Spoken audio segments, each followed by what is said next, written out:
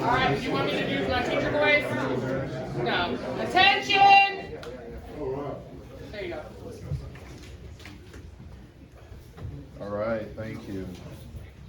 Good afternoon, everyone, and thank you for being here.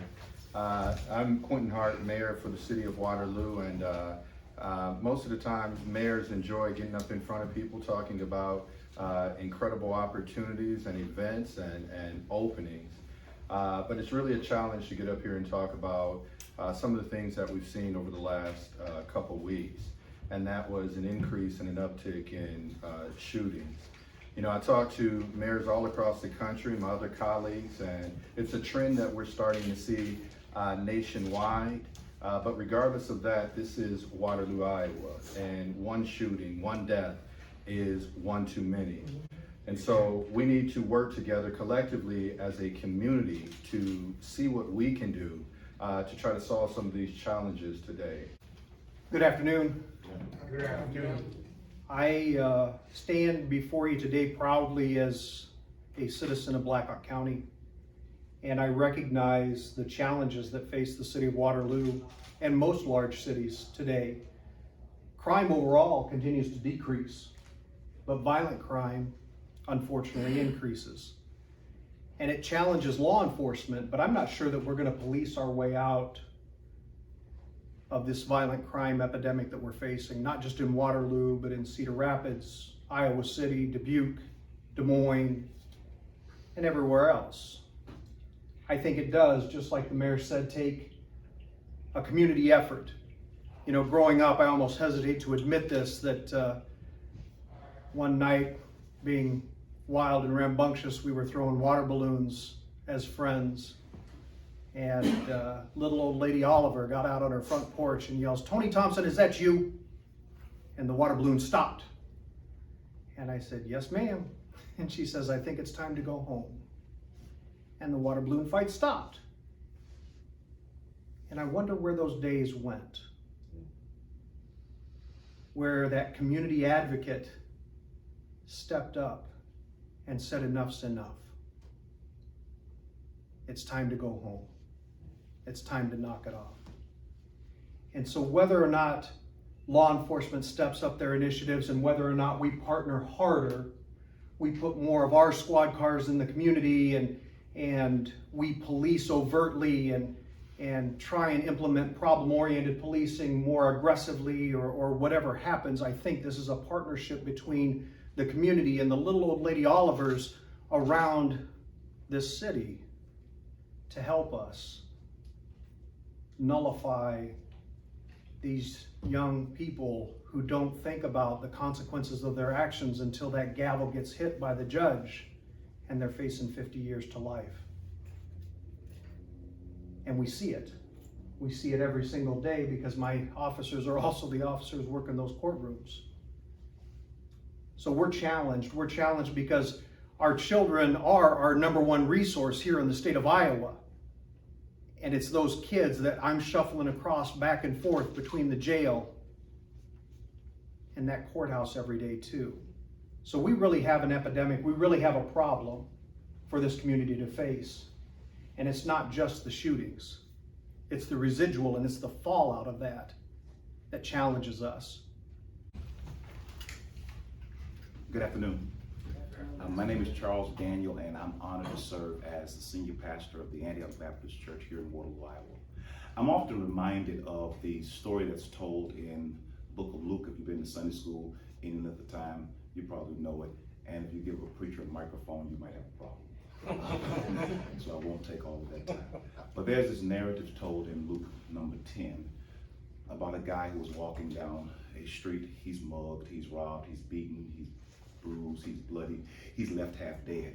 Several people walk by this gentleman.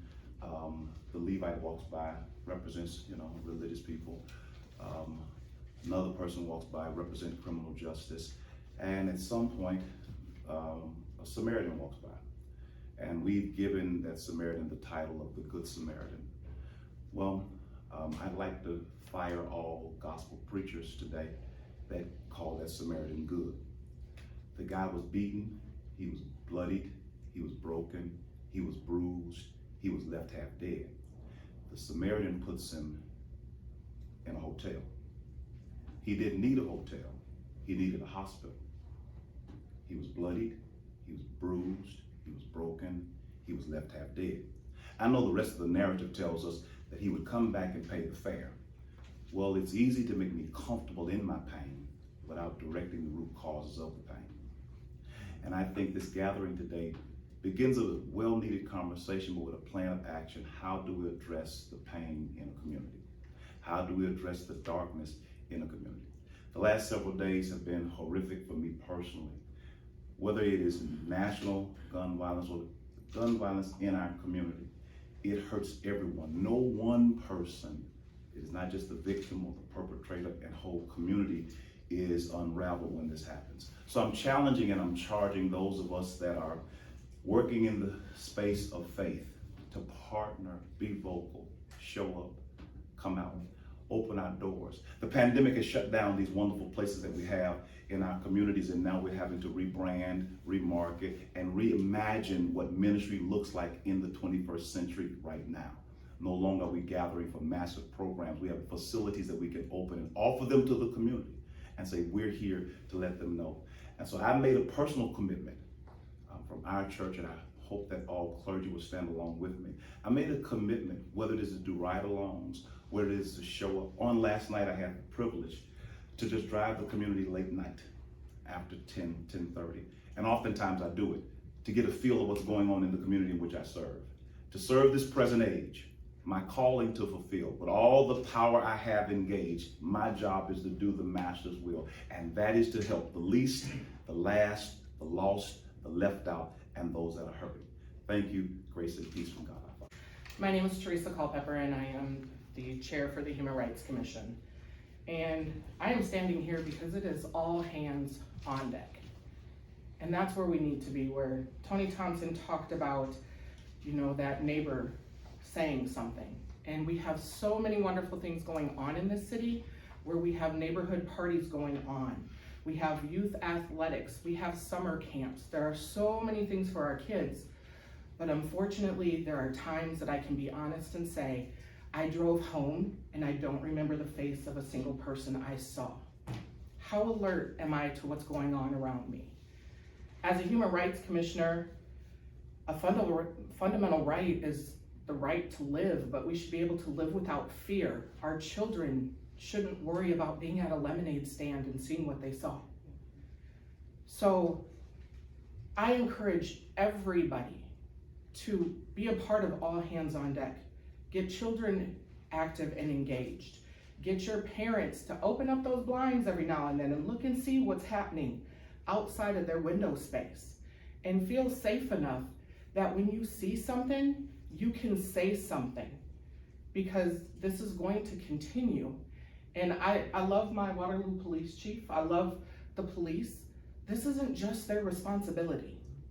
This isn't Tony Thompson or his responsibility. This isn't even coming to council, and this isn't all on their feet. This is ours. This is our community. And it's a time that we now take back our streets, take back our youth, and try to provide a better future for them.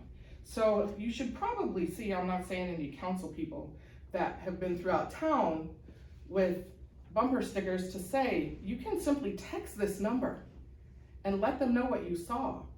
And if you're not comfortable texting it, you can call the Human Rights Commission and leave a message, and we will do it anonymously for you.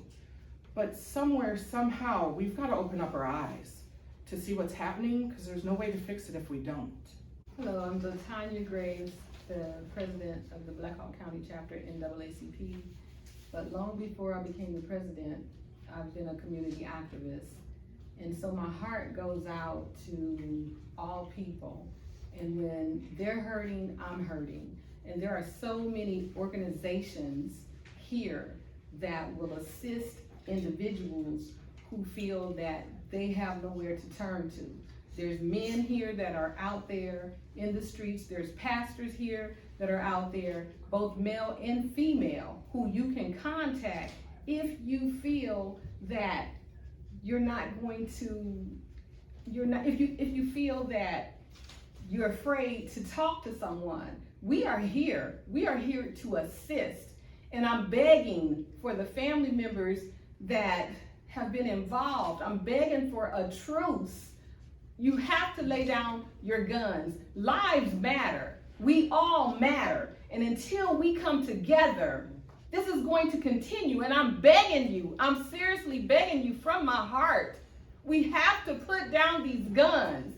And oh my God, life is so precious, and it doesn't matter what side of the tracks you come from. Life is precious. And once a loved one is gone and it's due to an act of violence, and then those families are hurting, and then you have those families who have loved ones that were taken and the cases are still unsolved. My heart goes out to them. My heart goes out to this community because we're hurting. And I'm just asking you, I'm begging with you, I'm pleading with you to put down your guns. I'm asking for a truce.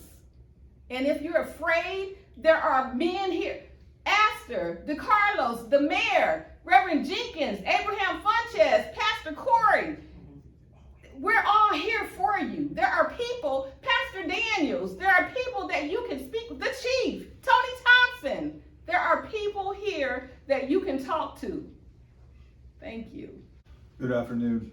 My name is Tim Duax. I'm the acting U.S. Attorney for the Northern District of Iowa.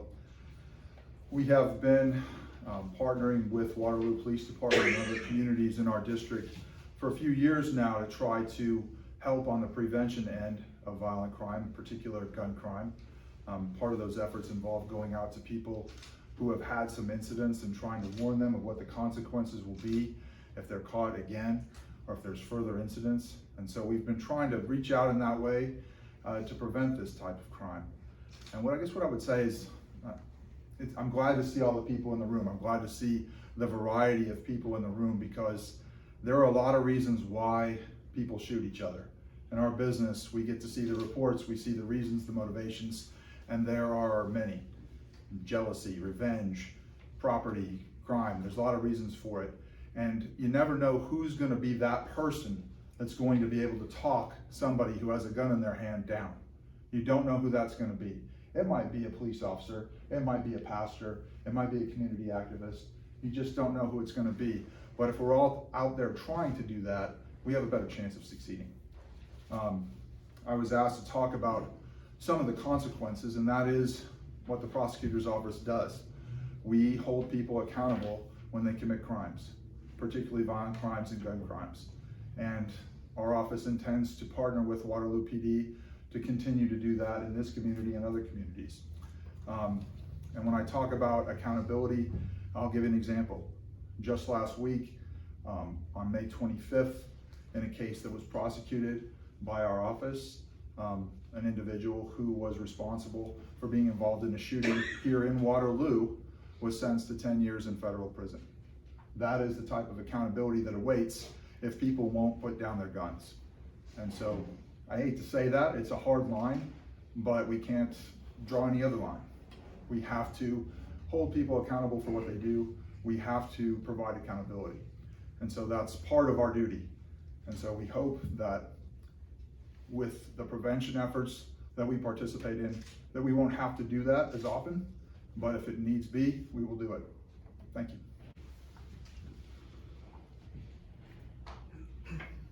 As police chief, there's a dual role I serve, one of which is running the police department, coming up with operations and solutions to problems as far as it concerns violent crime and property crime, but another is to be able to call together the type of resources that we have here today, both in the community and in our law enforcement partners and with members of our political community as well. There's one thing we all agree on. The police department and most people that live in the city of Waterloo here don't make guns. They don't create them at home. They don't pass them out in the community, and they're not pulling the trigger in these neighborhoods. The people that are pulling triggers in these neighborhoods have been people that have been arrested. They are people that have been on our radar. They are people that have been in the system. They are people that have not paid the dues that people within our system should for doing and committing violent acts, and that is something that we as a community have to stand up to and speak on. It's great, it's absolutely wonderful that we have so many people here today willing to show up because of and as a result of the past 10 days worth of violence. That is something that is commendable for us all, but what we need to do is challenge ourselves to do more, to say more, to be more within the community. What do I mean by that? Well, the Waterloo Police Department puts neighborhood police officers in every neighborhood within the city. And one thing that's underutilized is the fact that neighbors, much like the good Sheriff Thompson referenced earlier, have to become more active within their own communities, become people that are conduits for information for the police department, and also use us as a means to pull your community together. What do I mean by that? Bring the police officers that work in your particular neighborhood in for community meetings, block meetings. Become or allow us to become the central attraction for what's going on in your neighborhood, and use us to become more involved like Miss Oliver, to get back into the habit of telling kids not to do something and interjecting into the lives of the young folks that are out here pulling the triggers before they pull the trigger, and we create the socioeconomic and generational return that we get, that we know we receive when kids are sent to jail for prolonged periods of time. Let me say that again. We know the socioeconomic and generational effects that we have on a community, especially disadvantaged communities, when we're putting kids in jail for long periods of time. And who can we point to in the community that know exactly what's going on and exactly what their neighbors are doing but neighbors? And it's up to the neighbors of our community to stand up and be counted and speak to us. We make ourselves available. We want the information. We appeal for the information. We get it sometimes and other times we don't. But what we're asking is that every neighborhood within this community step up and become a more active part in the lives of the children that are out here pulling the triggers, the children that are out here becoming straw purchasers, and the children that we're sending to jail. The U.S. Attorney made it clear. Just over the last 10 to 12 days, I think he'd agree, we've probably seen a couple centuries worth of sentences from people that have just come from Waterloo, that have been arrested for violent offenses or being violent offenders in the possession of firearms. That's astounding. I normally don't refer to notes, but I will. Just in the last year, 52 people in this city were arrested on over 80 weapons charges. That's just in the first half of 2022. We got 123 sworn positions in this police department. That's almost half of our sworn positions in the police department being arrested for violent offenses with firearms. That's not the result of a public policy. That's not the result of bad police work. I say that's the result of us not caring enough to intercede and intersect in the lives of the kids out here who are making the bad decisions. We've committed ourselves to working with the DA's office. We've committed ourselves to working with the U.S. Attorney's Office, with Iowa State Patrol, with the Sheriff's Department, and other sister and brother law enforcement agencies out here to make this city safer. You'll see more marked police units working in the city. You'll see more of an influx of undercover operators working within our city, taking down offenders. But what we can't do is arrest ourselves out of crime. There's no panacea for violent crime, but there are some starting points for creating solutions. And the biggest starting point is pointing out the people that are doing the things in your community that traps people in their homes, that stops you from sending your kids to the store, and doesn't allow you to enjoy the fruits of your labor when you sit out on your porch or you won't go in your yard because of that neighbor down the street. We're there for you. We're a call away. We're willing to work with you on every last one of your problems as they concern the community and as they concern violent crime, but we cannot do it alone, and we are asking you as a collective group today to care about the city of Waterloo, to pour in as much heart and as much sweat equity as everybody will up standing on this stage to make this a safer city. You can count on it from our end. Can we count on it from you? I'll leave you with this. This job is tough. Police work is a job. It's the only occupation where you can give a life, take a life, or save a life. With the same vitriol and scrutiny that policing gets in doing the job that's ugly that no one else wants to do, when we just ask that you intercede at a community level to prevent violent crimes from occurring or to interrupt the instances of violent crime that you know are emerging within the community, is that too much to ask? I ask you, is that too much to ask? It's not. So with that being said, we're asking for volunteers to step up, community ambassadors, so to speak. One of our plans is to support those ambassadors in the community with as much as we can resource-wise, whether it be police radios, training, to go in and to interdict when folks are seeing things brew to the point where you think there might be gunplay or there might be gang activity. We want you to be a resource for us. We don't want you to put your lives on the line.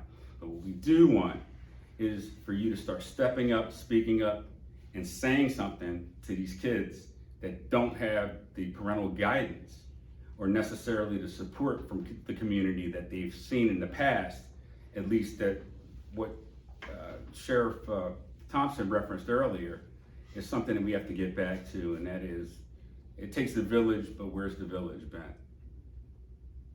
Policing can't be the first call. The police department shouldn't be your first call. There are many steps, many rungs in that ladder you should get to before the police become the solution. We don't want to create generational problems. We want to create generational solutions. And that can only happen when the community in and of itself pours in all the heart and equity that it needs to make these things happen and to create a safer Waterloo.